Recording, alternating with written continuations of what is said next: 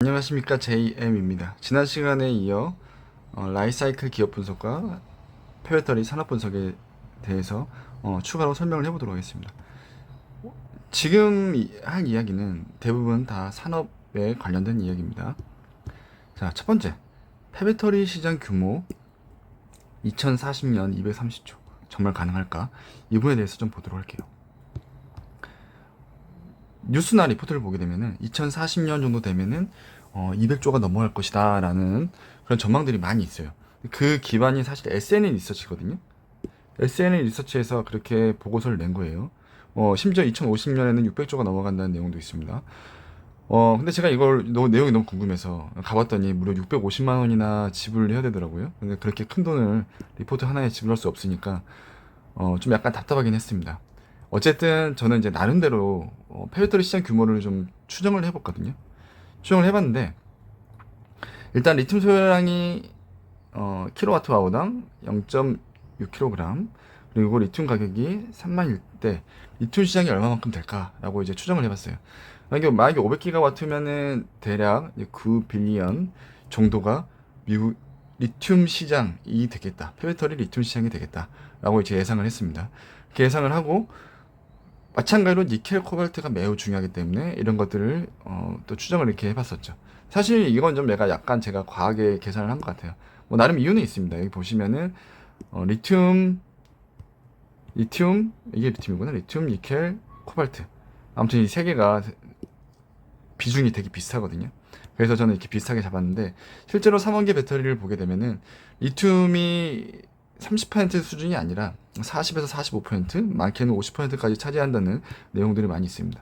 그렇기 때문에 이 부분은 약간 잘못 계산을 했지만 어쨌든 폐배터리 시장이 무척 크다는 거에 대해서는 변함이 없다라고 생각을 합니다.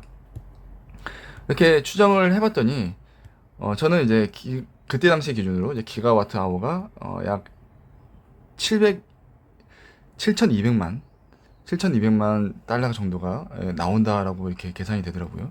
그래서 이거를 2040년 폐배터리 시장을 가늠해 보려면은 2030에서 32년 폐배터리 수요를 알면 되지 않을까요? 8에서 10년 뒤에 재활용 기준을 생각을 한다는 거죠. 이렇게 보니까 2030에서 32년에 배터리 시장은 약 3,500기가와트 정도 수준이 현재 예상이 되고 있습니다. 그래서 이걸 이제 곱해 보니까 약 320조가 나옵니다. 좀 더 많이 나왔죠. SN 리서치에서는 240조가 나왔는데 제가 계산할 땐 320조가 나왔으니까 좀 많이 나왔습니다. 앞에서 이야기했던 니켈, 코발트 등을 좀 약간 과대 계산한 부분도 있고, 그리고 여기에는 중국이 좀 포함되어 있어요. 중국 시장이 좀 포함되어 있습니다. 중국에서는 리튬밖에 안 나오거든요. 니켈, 코발트가 없어요. 그래서 이 LFP 배터리가 이제 포함이 되어 있다는 부분, 그리고 이제 배터리 가격은 시간이 갈수록 하락한다는 점, 이런 것들을 감안하게 되면은 200조대가 나올 거라고 추정을 해볼 수가 있습니다. 이걸로는 사실 좀 부족하긴 합니다. 그래서 제가 배터리 팩으로 시장 규모를 이제 추정을 해봤습니다. 자, 현재 기준으로 봤을 때 배터리 1kWh당 150불 정도 합니다. 이건 사실 어떻게 보면 팩트에 가깝죠. 팩트인데 중요한 건 이 부분입니다. 배터리 팩 안에 양극재 비중은 약 50% 수준입니다. 그리고 더 중요한 거, 양극재에서 약 70%는 리튬 플러스 전구체입니다. 뒤에서 다시 한번 설명하겠지만 리튬 플러스 전구체는 폐배터리의 시장의 규모가 될 수 있습니다. 그러니까 즉 52.5달러가 폐배터리의 1kWh당 폐배터리의 규모가 될 수 있다는 얘기입니다. 그러니까 이거를 이제 2032년 3,500기가와트로 환산을 하게 되면 약 238조가 나옵니다. 앞에서 언급했던 SN 리서치의 규모하고 상당히 비슷하게 나오죠. 뭐 사실 여기에 이제 마이너스 요인, 플러스 요인들이 있습니다. 마이너스 요인 같은 경우에는 배터리 광물이 계속 하락을 한다는 점, 그다음에 회수율이 이제 80, 90% 이렇게 이상 얘기하는데 얼마가 나올지 모른다는 점도 분명히 있고요. 플러스 요인은 제가 기타 부산물에 대해서는 언급도 안 했어요. 그런 것들은 이제 더 늘어날 수도 있는 부분이죠. 그래서 제2의 에코 프로비엠은 폐배터리 시장에서 나올 수 있을까? 따지고 보면 제2라고 이름이 붙인 것 중에서 오리지널을 너무 꼴을 못 봤어요. 네, 맞습니다. 오리지널을 넘으면 제2라고 부르면 안 되죠. 그런 의미에서 폐배터리 관련 기업에서 제2의 에코프롬이 나올 확률이 저는 매우 높다고 생각을 합니다. 왜냐? 폐배터리 시장은 양극재 시장의 7, 80% 규모로 7, 8년 간격으로 뒤따라갈 것이기 때문입니다. 최대 80%까지 보는 이유는 이제 기타 산출물도 있기 때문인데요. 시간을 두고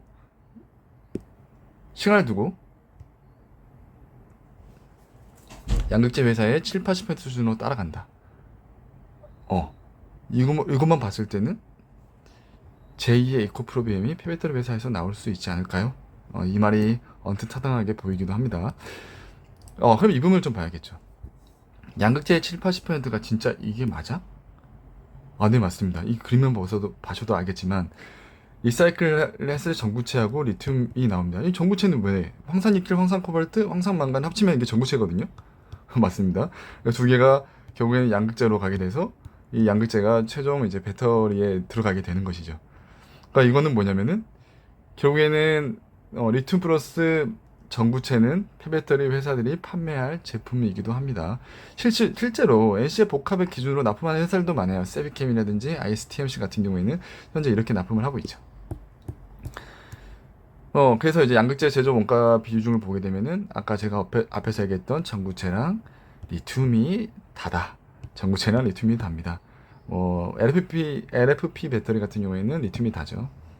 나머지는 뭐야? 나머지는 가공비와 관리비. 제가 이제 뭐 8에서 10년 뒤가 아니라 이제 7에서 한 8년 정도 뒤를 따라간다고 보는 이유는 사실 폐배터리가 나오려면 당장 멀었죠. 지금 조금 나오는 걸로는 성이 안 찹니다. 하지만 배터리를 만드는 과정에서 나오는 스크랩이 당장 셀하고 OEM사로부터 이제 나오기 때문입니다. 이런 것들이 이제 뭐 사실 5에서 10%라고 얘기하지만 배터리 규모로 봤을 때는 얼마 안 되는데 폐배터리 업체 입장에서는 이제 주요 먹거리죠. 보면 2030년까지도 대부분이 다 이제 스크랩이 주로 원자재로 이제 취급이 됩니다. 그러면 이제 우리는 어떤 기업을 찾아야 될까요? 일단 이것부터 보시죠. 이거는 이제 2022년 전체 자동차 판매 대수입니다. 북미 시장 한 15%, 15, 유럽 15, 25% 정도 되겠네요. 그럼 합치면 한 30% 정도 됩니다. 근데 배터리의 규모를 봤을 때는 북미랑 유럽이 거의 한 40% 정도를 차지하고 있습니다. 우리가 대략 한 40% 정도 감을 잡고 시작하면 되겠네요. 그리고 북미에 공장이 있거나 설비 투자하는 기업이 1순위가 되어야 될 것 같아요. 그죠? 아까도 말씀드렸다시피 허브 공장 같은 경우에는 짓는데도 투자 금액이 많이 필요하고 짓는데 시간도 오래 걸리기 때문입니다. 그런 의미에서 이제 유럽 같은 경우에는 이미 이제 잘하고 있는 기업들이 있어요. 유미코아 같은 경우에는 양극재도 납품을 하고 있고 폐배터리 쪽에서도 하고 있다라고 이야기가 있습니다.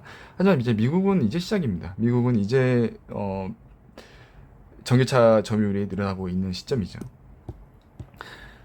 따라서 우리는 이제 미국에 있는 폐배터리 기업을 봐야 될 것 같아요. 그렇습니다. 한국 기업들에게 기회는 없을까? 이제 개인적으로는 성일하이텍이 한 100배 좋은 기업이라고 생각을 하고 있습니다. 이미 실제로도 실적이 매우 좋고 검증되는 회사죠. 제가 일단 뭐 하나하나 이제 비교를 해봤습니다. 비교를 해봤는데 현재 시총으로는 성일하이텍이 높죠. 당연합니다. 실적이 훨씬 좋습니다. 뭐 매출에 비교도 안 됩니다. 영업이익도 당연히 상대도 안 되죠. 생산 지역도 이제 더 많이 가지고 있어요. 전처리 공정 기준으로 봤을 때는 유럽, 동남아시아, 북미 쪽에도 가지고 있죠. 물론 후처리가 없긴 합니다. 그리고 이제 뭐 협력 예산을 봤을 때도 삼성이 좀 밀어주는 회사이기도 하고요. 물론 여기서는 LG가 투자를 했습니다. 2.6% 지분은 아닙니다. 한 1점 초반대 정도의 지분입니다. 현재 기준으로 봤을 때. 그리고 천처리 캐파 같은 경우에도 훨씬 2024년 기준으로 더 많습니다. 후처리 캐파도 더 많습니다. 후처리 캐파가 허브가 3.5만 톤이라고 이렇게 주장하신 적이 있는데 아닙니다. 블랙매스 투입 기준이 3.5만 톤이고 니켈하고 코발트는 메탈 기준으로 보통 산정을 하거든요. 성인하이텍이 그렇습니다. 이 기준으로 동일하게 하게 되면은 성인하이텍이 캐파가 더 많습니다. 성인하이텍의 강점은 실적 있고 기술력 좋고 SDI 협력하고 종합 폐배터리 회사입니다. 그리고 라이프사이클의 강점으로는 이제 북미 기반, 이게 제일 중요하죠. 이 부분이 국내 최대 시설 보유하고 있다. 이 부분이 제일 중요합니다. 그다음에 LG 얼티엄 시리즈 글렌코어가 협력하고 있다. 약점입니다. 한국 기반입니다. 한국 기반이 약점입니다. 후처리 시설의 진출이 좀 매우 어렵는 거죠. 그리고 라이프사이클의 약점, 실적이 없습니다. 대규모 적자 회사입니다. 그리고 기술력 검증이 필요합니다. 참 이제 장단이 명확하게 나눠집니다. 그래서 제가 이거를 사실 제 나름대로 비유를 해봤어요. 농부로 좀 비유를 해봤는데, 성인하이텍은 일을 정말 잘해요. 누구나 일 잘하는지 다 알아요. 그런데 영어를 못하고 땅이 거지 같아요. 땅이 거지 같아서 땅을 엄청나게 가꿔야 됩니다. 비옥하게 만들어야 되고, 그런 부분이 힘들고요. 대신 라이프사이클 같은 경우는 일 잘하는지도 모르겠어요. 사실 일 못하는 거 아니야? 라고 의심을 하고 있죠. 근데 영어 잘하고 땅이 비옥합니다. 땅이 비옥하니까 뭐 아무거나 막 뿌려도 잘 자랍니다. 사실 이런 느낌입니다. 그래서 성일하이텍이 훨씬 좋은 회사지만 가능성 측면에서는 라이프사이클이 좀 더 유리하지 않나 이렇게 생각을 하고 있습니다. 뭐 이렇게 또 이야기할 수 있죠. 성일하이텍 미국 진출하면 되지 않나요? 네. 실제로 컨퍼런스 콜을 들어보면은 미국 진출에 대해서 검토를 하고 있습니다. 문제는 이제 투자 금액입니다. 투자 금액. 동일한 캐파를 시설 투자하는데 한국은 1,300억이 필요하다면 미국에서는 4,000억이 필요합니다. 훨씬 많은 돈이 필요하죠. 그때 이제 그 성일하이텍이 상공장 새만금에 지을 때 1,300억이 투자한다라고 했었죠. 미국에서는 라이프사이클이 후공정의 캐펙스를 4,000억을 보고 있고요. 그리고 완공하는데 1년 반에서 2년이나 시간이 더 필요하게 됩니다. 시간도 오래 걸립니다. 그 말은 뭐냐면은 성인하이텍에서 단독으로 진출하기에는 매우 어렵다는 이야기입니다. 대기업으로부터 투자금을 지급받든지 JV로 진출을 해야 한답니다. 진출을 하더라도 지금 당장 진출 결정이 내린다고 해도 26년부터 매출이 발생이 됩니다. 한국 시장이 매우 작다는 부분이 좀 상당히 아쉬운 대목입니다. 미국 내 경쟁사는 이제 레드우드 머티리얼즈라는 곳이 있는데, 여기에 이제 협력 회사들을 보게 되면 폭스바겐, 토요타, 포드, 볼보, SK 훨씬 더 많은 회사를 가지고 있어요. 리사이클은 뭐 얼티엄 셀즈랑 뭐 GM, 그다음에 뭐 이 정도 수준밖에 안 되는데 훨씬 더 많은 회사를 가지고 있죠. 그렇기 때문에 나중에 레드우드 머티리얼즈가 더 좋아지는 거 아니야? 라고 생각할 수도 있겠지만, 사실 제 생각은 좀 다르기도 합니다. 현재 좀 초기이기도 하거니와, 그리고 나중에 페미터리를 이제 수급을 받을 때 이 비딩을 통해서 이제 거래가 이루어지거든요. 뭐 향후에 더 달라질 수도 있고 이거 정확한 건 아닙니다. 하지만 이제 관련된 회사를 통해서 물어봤을 때는 이제 비딩으로 가져가는 경우가 많다고 합니다. 이 말은 뭐냐면은 결국에는 경쟁력에 따라서 향후에 비즈니스 관계는 달라질 수 있다라는 그런 생각입니다. 뭐 그러나 저러나 레드우드도 검증된 게 하나도 없어요. 투자금은 무척 많이 받고 있거든요. 라이프사이클이나 레드우드나 둘 다 기술력 검증이 필요한 건 똑같습니다. 그리고 이제 페어트리 시장이 무척 클 것으로 예상하고 있기 때문에 어떤 새로운 업체가 등장할지도 지켜봐야 됩니다. 예를 들어서 고려와 아연 같은 경우에는 미국의 이런 이제 시설들을 조금씩 인수해 나가고 있다라고 그렇게 이야기를 들었습니다.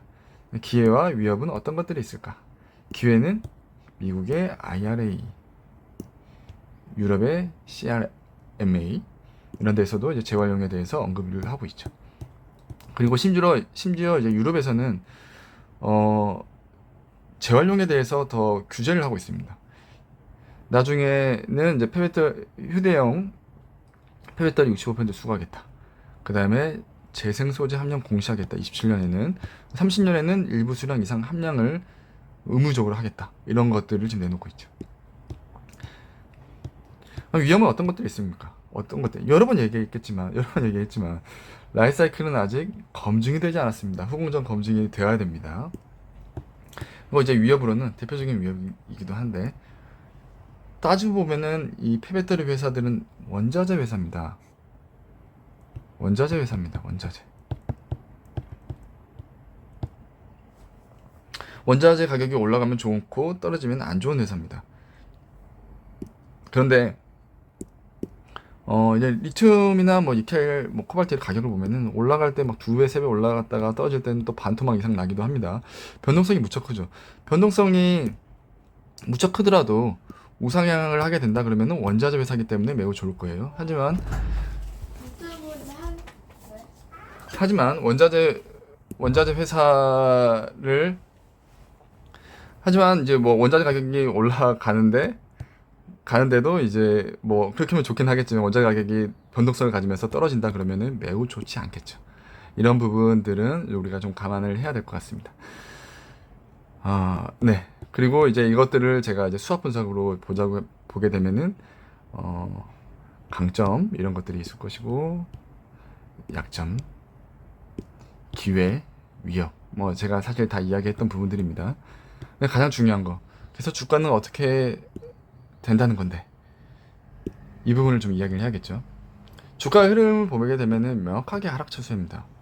너무 명확하게 하락 추세라서 이걸 제가 뭐 당장 사라 마라 이야기하기도 좀 어렵기도 합니다. 그리고 이때 제가 하락 추세이고 솔직히 말하면 바닥이 어딘지도 모르겠습니다. 저는 개인적으로는 한 3불까지는 열어두고 있습니다. 3불까지는 떠줄 수 있겠구나 생각을 하고 있어요. 3불이 PBR 1 수준이었거든요. 네, 물론 지금 3불은 PBR 1이 넘어갈 거예요. 왜냐면은 계속 적자를 내고 있기 때문입니다. PBR 1 이하로는 사실상 떨어지기는 어렵다라고 생각을 하고 있어요. 페어터리는 결국 누군가는 해야 되거든요. 생각 있는 회사라면은 저 같으면 PBR 1인 페어터리 회사를 인수하겠습니다. 뭐 아무튼 그렇게 좀 보고 있고요. 물론 뭐 여기가 바닥일 수도 있어요. 여기 바닥이다 이렇게 올라갈 수도 있습니다. 그에 대해서는 정확하게 알기는 매우 어렵다라고 생각을 하고 있습니다. 하지만 이게 먼 미래에 어느 정도까지 커질 수 있을지는 우리가 시나리오를 좀 그려볼 수가 있거든요.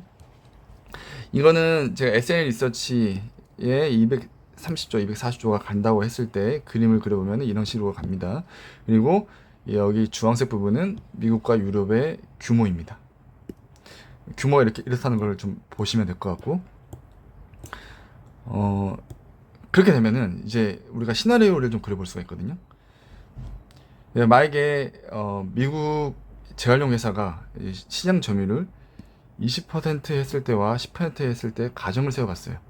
뭐 이 정도 사이가 된다는 의미죠. 만약 그 가정을 세우게 된다라고 하면은 그래서 보게 되면은 매출은 3.4 빌리언, 그다음에 6.8 빌리언 사이가 될 거고 원화환 손실 4에서 8조. 만약에 영업이익이 10%라고 하게 되면 4천에서 8천억.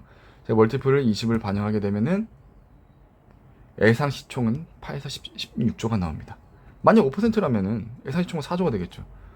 반대로 또 영업이익이 만약에 10%가 안 되고 5%라 그러면 이거보다 훨씬 더 낮아지겠죠.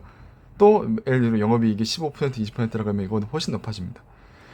근데 그렇기 때문에 사실 이게 무의미할 수 있습니다. 뭐 시장, 점유율, 이익률, 원자재 등등 변수가 너무 많죠. 사실상 뭐 기업의 5년 뒤, 10년 뒤 기업의 미래도 모르는데 뭐 당장 1년 뒤에도 모르죠. 근데 이런 것들이 예측하는 게 말이 안 된다라고 생각할 수도 있어요. 저도 뭐 그렇게 생각을 합니다. 이게 의미가 있나라고 생각을 해보는데 사실상 이렇게 시나리오를 그려보는 거랑 그려보지 않는 거랑 의사결정을 내리는데 차이가 있을 거라고 생각을 합니다. 이렇게 시나리오를 그렇게 보게 되면 나중에 라이사이클이 시장 점유율을 좀 잘하고 있네, 이익을 잘 내고 있네, 이익을 못 내고 있네, 이런 것들을 보면서 나름의 미래에 대해서 어느 정도 가늠을 해볼 수 있다는 것이죠. 그런 의미에서 제가 이렇게 시나리오를 그려본 거지 너무 큰 의미를 둘칠 필요는 없다고 생각합니다. 오늘은 제가 여기까지 할 거고요. 나중에 그 주요 광물의 함유량에 대해서 제가 또 이야기를 해볼 생각이거든요. 이 부분은 다른 영상을 통해서 다시 이야기를 해보도록 하겠습니다. 이상으로 오늘 영상을 마치도록 하겠습니다. 혹시 영상에 도움이 되셨다면 좋아요 정도만 부탁드리겠습니다. 감사합니다.